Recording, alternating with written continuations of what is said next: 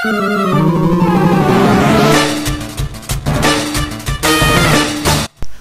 guys, welcome to Scatlink here. We are off for the introduction video of my very first ever Pokemon Nuzlocke. This is going to be taking place on Fire Red, a Gen 1 game remade in Gen 3 for the Game Boy Advance, because, well, not only did PokéMMO kind of get on hiatus, but because it's the easiest generation and it's also one of the more challenging ones, despite you know what to do, mainly because you don't get a lot of Pokemon, and, well, it's the end-all be-all easiest one. And even though I was going to do it on Gen 3, that was kind of a thing. So this video is just to explain the rules and also talk about why I want to do Gen 1 in the first place, because I've got opinions on all the generations, and that will be the reason why I want to do Gen 1.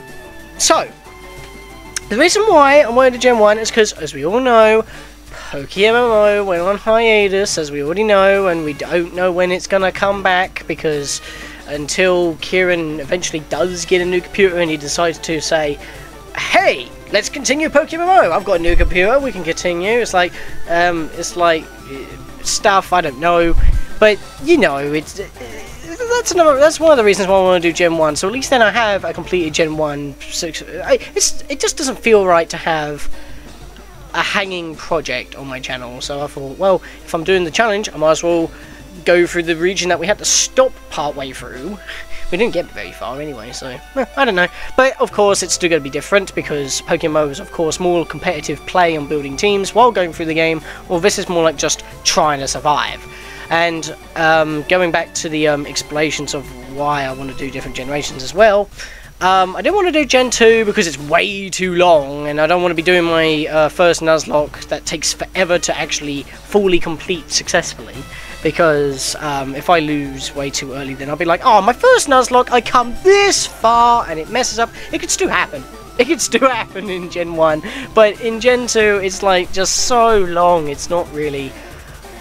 It just won't feel right for me, because it's like way too long. You get way too many Pokemon, so it'll either be very easy or very drawn out for my first Nuzlocke. I'll probably go to Gen 2 next time, probably on Crystal or something for the Game Boy Color, but that's another story. I was thinking of using my spare cartridge of Pokemon Ruby and doing it on Gen 3, but the problem is Omega Ruby and Alpha Sapphire are coming out this year for Christmas, pretty much in November, but I want to get Alpha Sapphire for Christmas, and I don't want to spoil myself. So that's kind of that reason. Gen 4, well, of course, we've got Heart Gold and Soul Silver, but I've already talked about Gen 2, so blah. Gen 4 in its entirety, as in Diamond, Pearl, Platinum, I just don't like Sinnoh. It's too bland for me. Too bland, too boring. I guess the only highlight is Team Platinum, but... Team Platinum? Team Galactic, excuse me.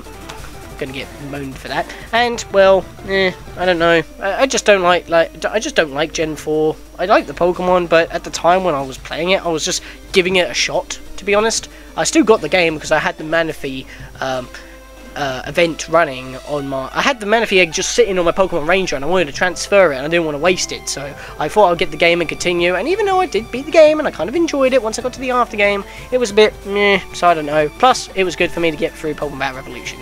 So I'm just blabbering now. Gen 5, I haven't got any spare cartridges or even ROMs. I know I could download a ROM for it, but Gen 5, both black and white 2 that I have.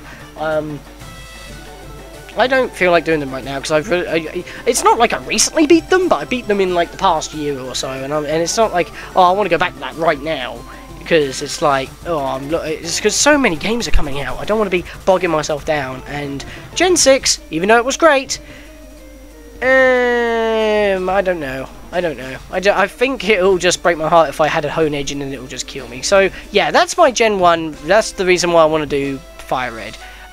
May not seem the best reasons, but I thought I would just want to talk about that just to say how I feel currently. Plus, everyone knows Gen 1. You just don't know what you're gonna get. So, for my first Nuzlocke, I think it's kind of understandable. Choose a region that you know the most, that you don't want to spoil yourself on for an upcoming release. So that's it. So how about we get into the rules now, because I've been blabbering on for about 5 minutes already and we haven't actually done the rules yet. So I don't have to talk about them in the first episode, or I don't have to explain them in detail on the first episode, because I just want to jump right on into it. So, rule number 1, of course, it's mandatory. you can only catch one Pokemon per area. If you encounter a Pokemon and you do not catch it, then it's gone for good. If you do not have any Pokeballs, or you do not have the opportunity to even buy your first amount of Pokeballs, then they don't count either. So if you miss the first one, it's gone for good, etc, etc, you know the drill. So, for example, I go on Route 1, I bump into a Rattata, but it's the beginning of the game, I don't even have the Pokedex or Pokeballs, so I can't catch it, that doesn't count. I count a Pidgey, I count more Rattatas, and it doesn't count. Once I get Pokeballs, or able to buy Pokeballs for the first time, that's when it counts. So if I bump into a Rattata, then I have to catch it. If I knock it out, then that area is just blank. I can use that for training. And yeah. Oh, and I must also mention that I'm not following the event clause. As in, like, if the Pokemon is an event, like starter Pokemon, or a given Pokemon, they count for the area, not as a separate Pokemon. That includes legendaries as well. So if I got you get your starter in Pallet Town. That means I cannot catch another Pokemon in Pallet Town, because that is still your first Pokemon and you start in Pallet Town.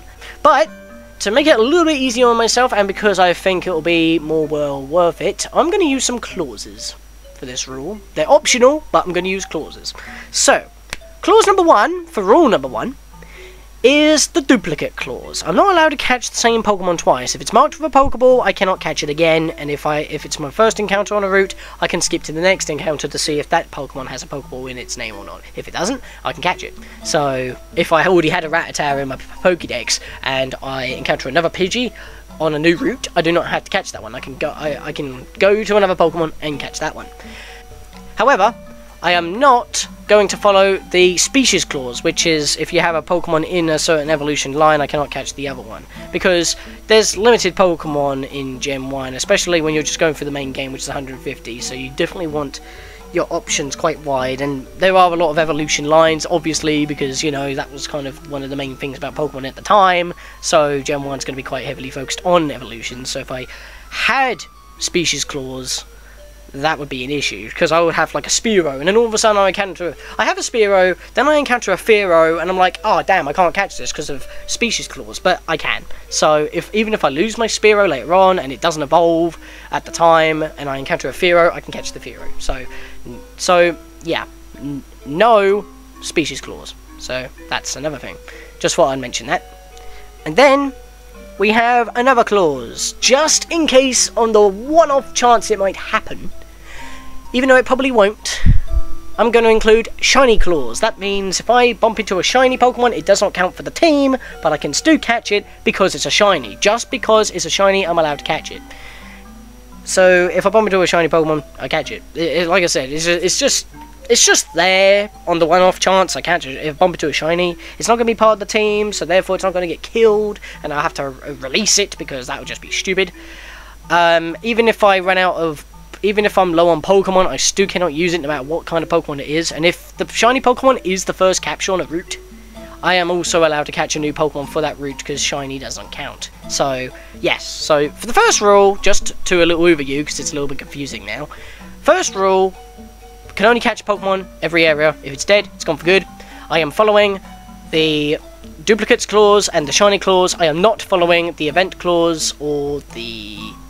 and I'm not following the species clause. Okay, now, finally, rule number 2. If a Pokemon faints, it's considered dead and it has to be released or put in a designated Pokemon box labeled dead or something, and you can never remove them from the party again. Now, from the box again even. So basically that means I'm not going to be putting my Pokemon in the boxes. I'm actually going to release my Pokemon. That may seem a little bit silly, but because of the way I've done my overlay, I'm already going to have like a checklist on the Pokemon that I've lost, so I do not need to keep them in my PC. Plus, it will be so tempting to like bring them back out, and I won't be able to, but I'd rather just delete them so I can't even see them. And I think that will be a lot more... It will give my first Nuzlocke a little bit more oomph. So, yeah. I'm going to be... So, if a Pokemon dies, I have to release it. That's it. If I can't be used again, no revives allowed. But when it comes to this, I am not following the healing clause. That means I am going to be able to use potions during battle. Because it's my first Nuzlocke. I don't want it to be so brutally hard. but I still want the challenge, because I've never done a Nuzlocke before. I have watched Nuzlockes, but I haven't done one before.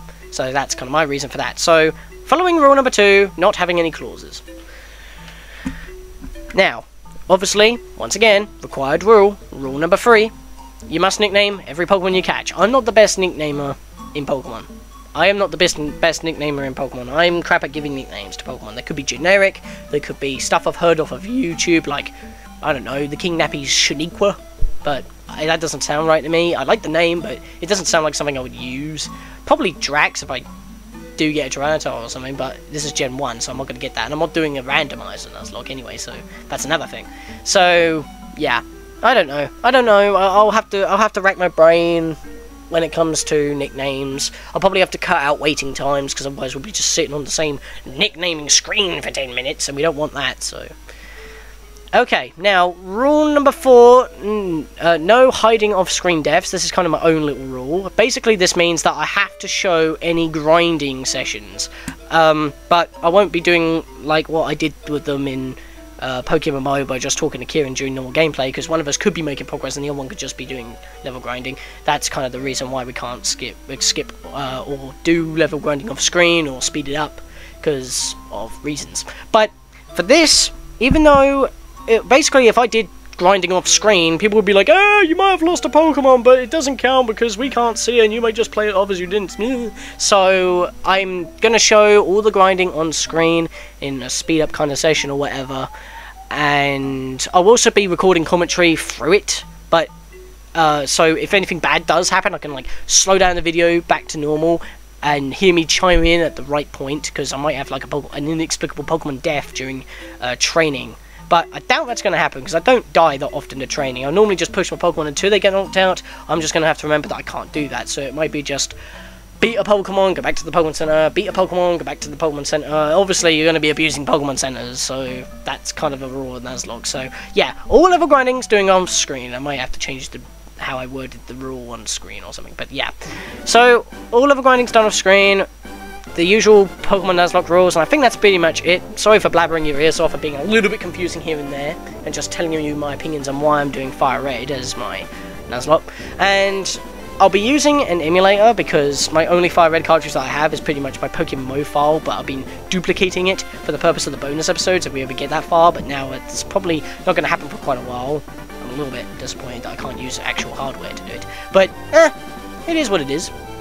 Can't help that.